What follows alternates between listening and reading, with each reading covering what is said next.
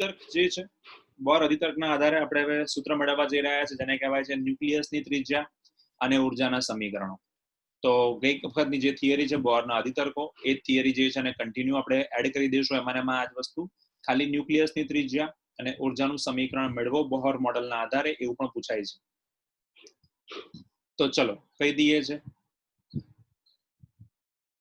Nucleus ની ત્રિજ્યા and ઉર્જા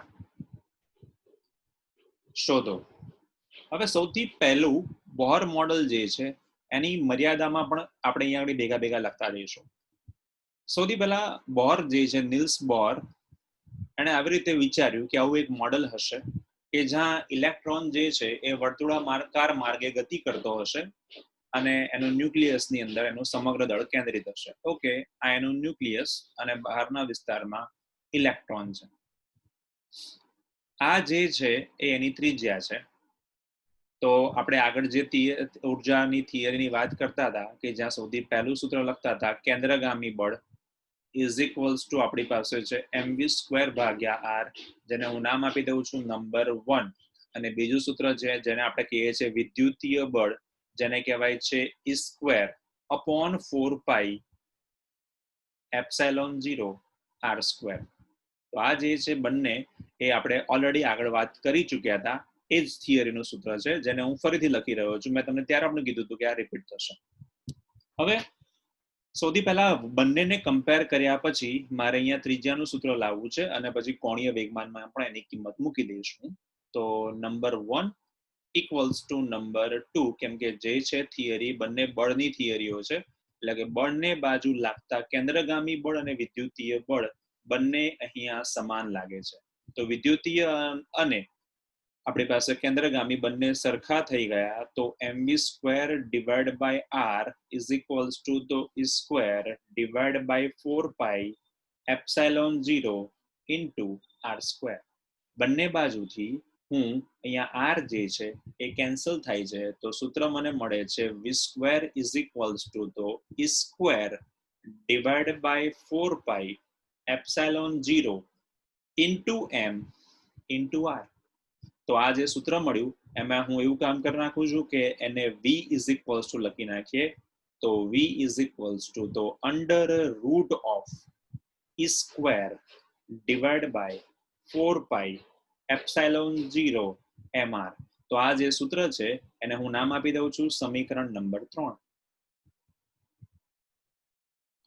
ચલો ભાઈ, આપણે જે આગળ વાત કરતા હતા કે બોર એવું ધાર્યું કે ઇલેક્ટ્રોન જે છે એ ન્યુક્લિયસની આજુબાજુમાં વર્તુળમય માર્ગે ગતિ કરે છે. હવે પહેલી વસ્તુ કે વર્તુળમય માર્ગે જે વસ્તુ ગતિ કરતી હોય એની ત્રિજ્યા ફિક્સ હોય અને આપણે અહીંયા આગળ એવું સાબિત કરીશું એની લિમિટમાં કે એ વસ્તુ વિચારધારા એની ખોટી છે. પણ એનાથી આપણને એક ફાયદો થાય છે. એ કયો ફાયદો એ હમણાં ખબર પડતી જશે આપણને. તો આપણને મળ્યું છે v ઇઝ ઇક્વલ્સ ટુ તો અંડર રૂટ ઓફ આપણી પાસે કિંમત થઈ ગઈ 4 પાઈ ε0 ઇન્ટુ r. હવે અહીંયા આપણે એવું કહીએ છીએ કે ભાઈ સમીકરણ જે આપણે આગળ ઓલરેડી વાત કરી ચૂક્યા હતા એ સમીકરણે આપણને શું શીખવાડ્યું તો કે ભાઈ એ સમીકરણમાં આપણે લોકો આવું સમજીને આયા કે ભાઈ ન્યુક્લિયસ જે છે એમાં એની ત્રિજ્યા માટે એનું સમીકરણ તો આપણી પાસે આવું છે કે ભાઈ બોહરના અધિતર્ક પ્રમાણે. તો લખતો જઉં છું હું કે ભાઈ બોહરના અધિતર્ક મુજબ. તો બોહરના અધિતર્કે શું કીધું તો કે ભાઈ બોહરના અધિતર્ક નંબર 2 પ્રમાણે આપણી પાસે છે L ઇઝ ઇક્વલ્સ ટુ તો mvr બરાબર તો nh અપોન 2 પાઈ. અને હું નામ આપી દઉં છું સમીકરણ નંબર 4. સમીકરણ 3 જે છે એની કિંમત સમીકરણ નંબર 4 માં મૂકતા, અથવા તો એવું કહો છો કે સમીકરણ 3 માંથી v નું મૂલ્ય સમીકરણ નંબર 4 માં મૂકતા. ચલો ભાઈ, સમીકરણ 3 જે છે E² 4 પાઈ ε0 mr છે. તો મૂકી દઉં છું અહીંયા કે under root of E² 4 pi ε0 m into r ગુણ્યા m ઇન્ટુ r. આ તો v ની કિંમત છે nh अपॉन 2 પાઈ. પણ યાર નિયમ તો એવું કહે છે કે જ્યારે જ્યારે સાદુરૂપ કેવું કે સમથિંગ આપવું હોય તો બંને બાજુ સ્ક્વેર કરવો પડે. તો બંને બાજુ સ્ક્વેર લેતા વર્ગમૂળ જશે, તો બંને બાજુ વર્ગ લેતા તો આપણને મળશે અહીંયાથી square divide by 4 pi epsilon 0 m into r into m square into r square n square h square 4 pi square. બંને બાજુમાંથી જ્યાં પણ કંઈ પણ એવું લાગતું હોય કે કેન્સલ થાય એવું છે તો આપણે એને પહેલા જ કેન્સલ કરતા જઈએ જેથી ડખો ના રહે. તો એક r જાય છે અને એક r જાય છે, એક પાઈ લેફ્ટ સાઈડમાંથી જશે અને એક પાઈ રાઈટ સાઈડમાંથી જશે. હવે આપણે આ સૂત્રમાંથી r જે છે એને સૂત્રનો કરતા બનાવી અને સૂત્ર લખતા જઈએ છે. તો ચલો ભાઈ, તો સૂત્ર આપણી પાસે r ને સૂત્રનો કરતા બનાવી દઈએ છે. તો પહેલા તો સૂત્ર ડાબી બાજુનું જે બાકી છે લખતા જઈએ. Square divide by 4 pi, sorry pi ગયો છે એટલે માત્ર એપ્સાઇલોન 0, તો ખાલી એપ્સાઇલોન, છેદમાંથી એક m ગયો, અંશમાંથી એક m ગયો, તો સ્ક્વેર mr બાકી રહ્યા અને 4 એપ્સાઇલોન છેદ બાકી રહ્યા છે. તો સ્ક્વેર mr અને છેદમાં 4 એપ્સાઇલોન 0 બાકી રહ્યા. જમણી બાજુમાં n square h square upon 4 pi, તો જમણી બાજુમાં બાકી રહ્યા છે આપણી પાસે n square h square divide by આપણી પાસે બાકી રહ્યા છે 4 પાઈ. ચલો ભાઈ, બંને બાજુથી 4 બી કેન્સલ થાય છે. તો સૂત્ર માટે આપણે r ને સૂત્રનો કરતા બનાવી દઈએ છે. તો n square h square divide by pi m into square. તો આપણે લોકો આ ગયા એપ્સાઇલોન 0, તો આ થઈ ગયું આપણી પાસે સૂત્ર,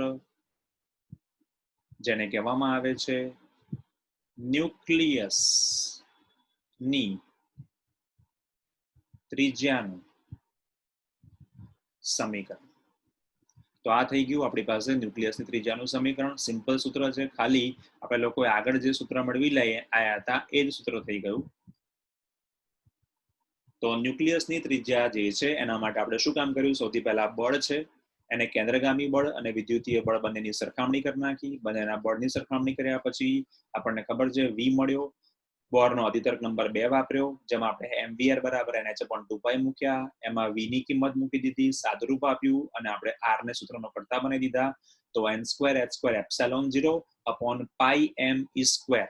હવે અહીંયા ક્યાંય મેં ન્યુક્લિયસ માટે કે પરમાણુ ક્રમાંક લખ્યો નથી, તો હું લખી નાખું છું કે જ્યારે દાખલાઓ કરીએ ત્યારે તો ન્યુક્લિયસ માટેનો પરમાણુ ક્રમાંકનો ઉપયોગ કરવાનો હોય તો સૂત્ર આવું થઈ જાય છે n square h square epsilon 0 upon pi m z square. પરમાણુ ક્રમાંક વડે એને ભાગી નાખો. કેમ આવું થયું?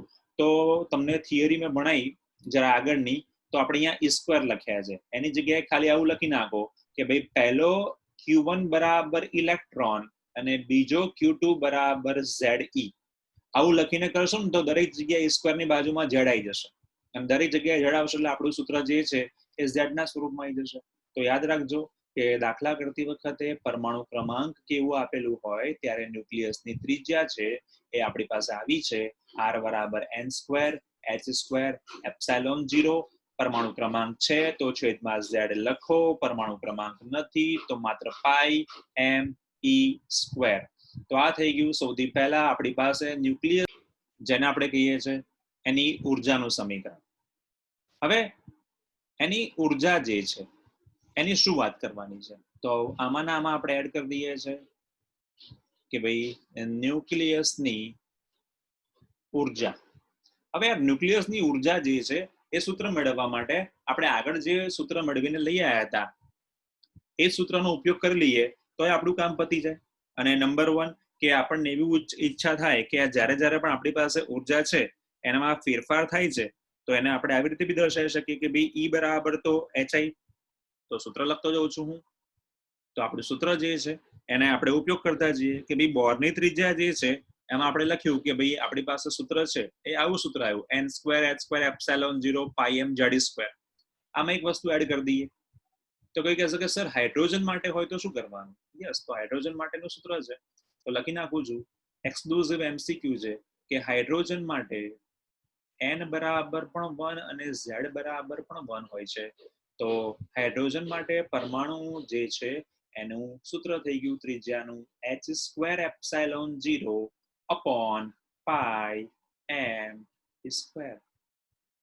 કિંમતો મૂકીશું આપણે અને આપણે એ વસ્તુનું ક્રોસ વેરિફિકેશન કરીશું કે ન્યુક્લિયસ જે છે એની ત્રિજ્યા માટે આપણા રુથરફોર્ડે એવું કીધું હતું કે એની ત્રિજ્યા એ ફર્મી ક્રમની હોય છે, 10⁻14 10⁻15 હોય છે. અહીંયા બધા અચળાંકો છે. પ્લાન્કનો અચળાંક, એપ્સાલોન 0 અચળાંક, પાઈ પોતે અચળાંક, ન્યુક્લિયસનો દળ અચળાંક, ઇલેક્ટ્રોન પોતે અચળાંક. કિંમતો મૂકો તો તમને જે ત્રિજ્યા રુથરફોર્ડે ધારી હતી જે ફર્મી ફેમ્ટોના ક્રમની 10⁻14 10⁻15 ક્રમની હોય છે એ અહીંયા સાબિત થશે. હવે આપણે આવી ગયા છે તેના માટેની ઉર્જાનું સમીકરણ માટે. તો ઉર્જા માટે હું સિમ્પલી એક સૂત્રની વાત કરી દઉં કે ભાઈ આપણે લોકો એક સૂત્ર લઈને આવ્યા હતા ડાયરેક્ટલી. કયું સૂત્ર? તો કે ભાઈ આપણે લોકો આવું લખવા બેઠા હતા, E = તો -e² ભાગ્યા 8 પાઈ ε0 * r. મેં તમને ત્યારે બી કીધું હતું કે આ સૂત્રનો આપણે ફરીથી ઉપયોગ કરીએ છીએ. તો લખી નાખું છું r બરાબર તો n²h² ε0 divide by pi m square, જ્યાં પાઈ m સ્ક્વેર ની જગ્યાએ તમે પરમાણુ માટે ત્રિજ્યા હોય તો z પણ લખી શકો છો. તો n²h² ε0 divide by pi m z². ચલો ભાઈ ભગવાન કા દિયા સબ કુછ है. ત્રિજ્યા બધાની કિંમતો મૂકતો જઉં છું તો મને ઉર્જા જે છે એ આવી મળે છે -e² divide by 8 pi ε0 n²h² ε0 divide by pi into m into e². ચલો ભાઈ બધો જ ડેટા છે એને આપણે સિમ્પ્લિફાય કરતા જઈએ છે તો મને ઉર્જા મળે છે E તો અંશમાં મને મળશે, સૌથી પહેલા આપણે પાઈને કેન્સલ કરી દઈએ છે, -me⁴ ડિવાઈડ બાય 8 વખત n² h² ε0 નો સ્ક્વેર. તો આપણને મળી ગયું છે ઉર્જાનું સમીકરણ. આ સૂત્ર જે છે એને તમે થોડી મજૂરી કરીને લાગુ કરવું હોય તો એની પદ્ધતિ બી તમને બતાવું છું, બરાબર છે? જે આવી પણ પદ્ધતિ છે કે સર મને એવી ઈચ્છા થઈ કે મારે આવું લખવું છે, EI - EK બરાબર તો HF. ઓકે, તો લખતો જા EI - EK બરાબર તો NHC ભાગ્યા લેમ્બડા. હવે L બરાબર તો MVR એમ કરીને કરવાથી સૂત્ર ઘણું બધું લાંબુ થાય. એના કરતા સિમ્પલી ખાલી તે આગળનું જે છે એ મેળવતો જા તો કામ તારું ઈઝી બને. એ બંધન ઉર્જા દર્શાવે છે, એના કારણે માઇનસ આવ્યું હતું. જો બંધન ઉર્જા માટે યુ લખતા હતા, યુ બરાબર તો -e² upon 4πε0r, chapter number 2 સ્થિતિ ઉર્જા કેપેસિટર માટેની. એ જ વસ્તુ અહીંયા આપણી પાસે બંધન ઉર્જા છે કે જે ઇલેક્ટ્રોનને પોતાની આજુબાજુમાં પરિભ્રમણ કરવા માટે બાંધી રાખે છે. અધરવાઇઝ કાં તો ઇલેક્ટ્રોન એની અંદર સમાઈ જાય ન્યુક્લિયસની અંદર, કાં તો છટકીને બહાર જતો રહે. તો આપણે માઇનસ ત્યાં લખતા હતા. તો ચલો ભાઈ મેન્ટોસ ખાઓ, દિમાગ કી બત્તી જલાઓ. તો હું બાજુમાં દિમાગ કી બત્તી માટેનો પોઈન્ટ આપતો જઉં છું કે જેથી લોકો મને ફરી ભવિષ્યમાં એવું ના પૂછે કે એસા ક્યું કિયા. તો કેવું પડે, દુબારા મત પૂછના. કે જ્યાં યુ બરાબર તો મેં તમને કીધું કે આપણે ભૂતકાળમાં આવું લખતા હતા ke² ભાગ્યા r, અથવા તો યુ બરાબર તો -kq1 q2 ભાગ્યા સ્થિતિ ઉર્જા, અને ગતિ ઉર્જા તો આપણે 1/2 mv² કરીને લઈ આવ્યા. તો આ જે છે એ આપણી ગતિ ઉર્જા અને સ્થિતિ ઉર્જાના સમીકરણો આપણે મેળવવાના હતા, મેળવી લીધા. 2 પોઈન્ટ એક્સ્ટ્રા કરું છું અહીંયા કે જો z = પરમાણુ ક્રમાંક હોય તો ઉર્જાનું સમીકરણ લખો. એક સ્ટેપ વધારે લખવાનું છે. તો E = તો મેં તમને કીધું કે ભાઈ શું લખશો, તો કે ભાઈ જ્યાં જ્યાં E આવશે બાજુમાં Z આવશે, કારણ કે સ્ટાર્ટિંગમાં મેં Q1 અને Q2 ની જગ્યાએ ઇલેક્ટ્રોન લખેલા છે, એની જગ્યાએ E અને Z લખેલા હોત તો કોઈ વાંધો નહોતો. તો સૂત્ર આવું થઈ ગયું, -mz E⁴ divided by 8/n² epsilon 0 નો સ્ક્વેર, 8 વખત n² h² એપ્સિલોન 0 નો સ્ક્વેર. તો દાખલાઓ કરતી વખતે ધ્યાન રાખવાનું કે જ્યારે જ્યારે પરમાણુ ક્રમાંક આપેલો હશે ત્યારે ત્યારે આપણે લોકોએ r વખતે z છેદમાં લખવાનું છે, અને ઉર્જા આપેલી હશે ત્યારે આપણે લોકોએ એની કિંમત જે છે એ છેદમાં ની જગ્યાએ અંશમાં લખવાની છે ઉર્જા વખતે. હવે આના પરથી બે વસ્તુઓ તો ક્લિયર થઈ ગઈ છે, જેને હું લખી નાખું છું કે r ચલે છે n², r ચલે છે n², r ચલે છે 1/z. પરમાણુ ક્રમાંક વધારે ત્રિજ્યા ઓછી એવું અહીંયા સાબિત થશે. ઉર્જા E ચલે છે 1/n², અને ઉર્જા એ પરમાણુ ક્રમાંક વધવા સાથે વધે છે. તો દાખલાઓના MCQ જે છે ગુસ્સેટ માટે અહીંયાથી થઈ શકે છે. યસ. હવે આદર્શ કિંમતો મૂકતા જઈએ છે અને કિંમતો લખતા જઈએ છે. m = ઇલેક્ટ્રોનનું દળ, z = 1, જેને હું નામ આપી દઉં છું હાઇડ્રોજન માટે,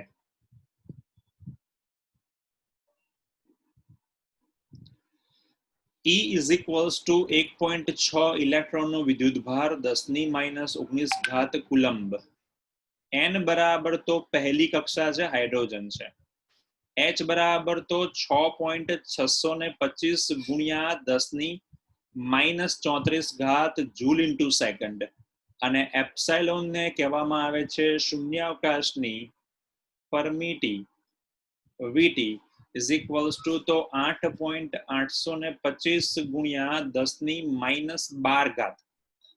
ચલો ભાઈ, આપણી પાસે જેટલા પણ અચળાંકો હતા એ બધા જ અચળાંકો જે છે એની કિંમતો જે છે મૂકતા ગયા.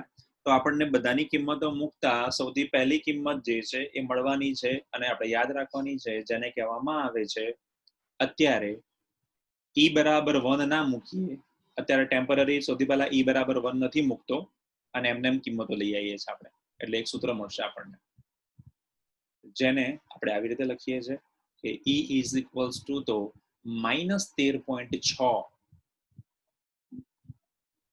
ઇલેક્ટ્રોન વોલ્ટ ભાગ્યા n². તો હાઇડ્રોજન માટે n = 1 હોય તો ઉર્જાનું પહેલું સ્તર છે એ -13.6 ઇલેક્ટ્રોન વોલ્ટ છે. તો હવેથી યાદ રાખજો, જે આપણે બોહરનો અધિતર્ક નંબર બીજો લખ્યો હતો અને પહેલો લખ્યો હતો એનો ઉપયોગ અહીંયા આપણે આવું કરતા હતા, EI - EK બરાબર તો hc ભાગ્યા લેમ્ડા.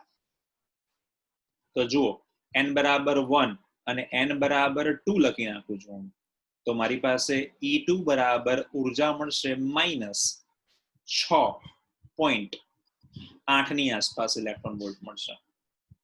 તો આનો અર્થ એવો થયો કે બંનેના સ્તરો વચ્ચેનો ફેરફાર છે, તો બંનેની ઉર્જાનો પણ ફેરફાર મળશે. તો E2 - E1 = તો -6.8 ±+13.6, તો સોરી 2 નો સ્ક્વેર છે એટલે ભાગ્યા 4 થશે અહીંયા, તો આના કરતા બી ઘટી ગયું આ તો અહીંયા ફેરફાર બહુ મોટો દેખાશે આપણને, -13.6 ભાગ્યા 4 એટલે લગભગ 3 પોઈન્ટ સમથિંગ ની આસપાસ આવશે, 3.4 ઇલેક્ટ્રોન વોલ્ટ માઇનસ. તો અહીંયા મૂકી દઉં છું -3.4. તો તમે જોઈ શકો છો કે આપણી પાસે પહેલાથી જ ડિફરન્સ જે છે પહેલા અને બીજા સ્તરમાં n = 1 અને n = 2 માં 10.2 ઇલેક્ટ્રોન વોલ્ટનો છે. હવે તમે વિચારો કે ઇલેક્ટ્રોન ઉપરથી નીચે પડે તો 10.2 ઇલેક્ટ્રોન વોલ્ટ ઉર્જા મુક્ત કરે, અને એને નીચેથી ઉપર જવું હોય તો 10.2 ઇલેક્ટ્રોન વોલ્ટનું શોષણ કરવું પડે. તો આ જે છે એની ઉર્જાના ફેરફાર છે. તો આપણે સૌથી પહેલું કામ કર્યું, બોરના અધિતર્કો સમજ્યા, બોરના અધિતર્કો ઉપરથી આપણે એના ત્રિજ્યા અને ઉર્જાના સમીકરણ લાયા. હવે આપણે નાનકડા બે એના કહેવાય લિમિટેશન કહેવાય છે, બોરના નિયમોના અથવા તો ગુણધર્મોના અથવા તો બોરના અધિતર્કોની મર્યાદાઓ. તો મર્યાદાઓ જોઈ લઈએ એટલે આપણી આ એક થિયરી પતે. ચલો ભાઈ, બોરના અધિતર્કની થિયરી નંબર 1. તો સૌથી પહેલી વસ્તુ કે ભાઈ બોરનો અધિતર્ક જે છે એની નિષ્ફળતા કઈ કઈ છે? તો નંબર 1 તો એની કહેવાય છે મર્યાદાઓ. નંબર 1 બોહરનો અધિતર્ક જે છે એની મર્યાદા નંબર 1 કે એણે માત્ર કક્ષાઓ જે છે એ વર્તુળમય ધારી, પણ વર્તુળમય ના હોય, એ કેવી હોય? વલયાકાર હોય. વલયાકાર એટલે કેવી કે જેમ જેમ ઉર્જા વધે એમ આવી રીતે હોય. ઉર્જા ઘટે એટલે ઇલેક્ટ્રોન આવી રીતે કક્ષામાં પરિભ્રમણ કરે. ઉર્જા વધે, ત્રિજ્યા વધે. લેટ્સ સે આવી રીતે સ્ક્રીન તમારી માટે બતાવું ફ્રન્ટમાં, તો તમે આવી રીતે જો ફિક્સ ઉર્જા છે તો નોર્મલ જ્યાં છે ત્યાંના ત્યાં, પણ જ્યારે ઉર્જા વધે તો વલયાકાર આમ વધશે. ઉર્જા ઘટી ગઈ તો પાછું ધીમે ધીમે પાછા પોતાના. તો એને કક્ષાઓ જે છે એને એવું ધાર્યું કે વર્તુળમય છે તો કક્ષાઓ વર્તુળમય નથી, ઇલેક્ટ્રોન વર્તુળમય માર્ગે પરિભ્રમણ નથી કરતો, તો ઇલેક્ટ્રોનનો ગતિ માર્ગ જે છે એ વલયાકાર છે. નંબર 2 કે જો એને વર્તુળમય ધાર્યો હોય તો ત્રિજ્યા પણ ફિક્સ હોય, એટલે કે કમ્પલસરી જે કિંમતો હોય એ નક્કી કરેલી કિંમત હોય. તો આપણે એવું તો ધાર્યું કે ઉર્જા મળે તો બહાર જાય, ઉર્જા ઘટે તો પાછો આવે, તો ત્રિજ્યાઓ નક્કી હોતી નથી. નંબર 3 બોહરના અધિતર્ક જે છે એ એના ગતિમાર્ગની માહિતી નતો આપી શકતો. બીજું કે એની ત્રિજ્યાની માહિતી આપી ખરી, પણ ત્રિજ્યા ફિક્સ હોતી નથી, એટલે એને જે ધાર્યું છે ત્રિજ્યા ફિક્સ હોય છે એ ખોટો છે. ત્રીજો અને ઇમ્પોર્ટન્ટ ભાગ કે તમે અહીંયા ઘણી બધી વસ્તુઓ ભેગી જોઈ હશે કે જ્યાં તમે લોકોએ દેખ્યું એફસી બરાબર તો mv² ભાગ્યા r. આને કહેવામાં આવે છે પ્રચલિત ભૌતિક શાસ્ત્ર, ક્લાસિકલ ફિઝિક્સ કહેવાય. બીજું આપણને દેખાયું છે ઇલેક્ટ્રિકલ, જેને કહેવાય છે વિદ્યુતીય, એ પણ ક્લાસિકલ છે. પણ એક વસ્તુ આપણને નવી જોવા મળી, h/2π, જેને કહેવામાં આવે છે ક્વોન્ટમ મિકેનિક્સ. હવે ક્વોન્ટમ મિકેનિક્સ અત્યારે આપણને બહુ ઈઝી લાગે છે, પણ ક્વોન્ટમ મિકેનિક્સ ખરેખરમાં ભણવાનું આવશે ત્યારે બહુ ટફ ફિઝિક્સ પોઈન્ટ પર હતા કે ભાઈ ક્લાસિકલ ફિઝિક્સ ઈઝી છે, દરેક જણ ભણી શકે છે, તમે જે ભણો છો ક્લાસિકલ ફિઝિક્સ છે. અને બીજું h બરાબર h/2π જે છે એને કહેવાય છે ક્વોન્ટમ મિકેનિક્સ. નિયમ એવું કહે છે કે ભાઈ ક્લાસિકલ અને ક્વોન્ટમ જે છે એ બંનેને ક્યારે ભેગા ના કરાય.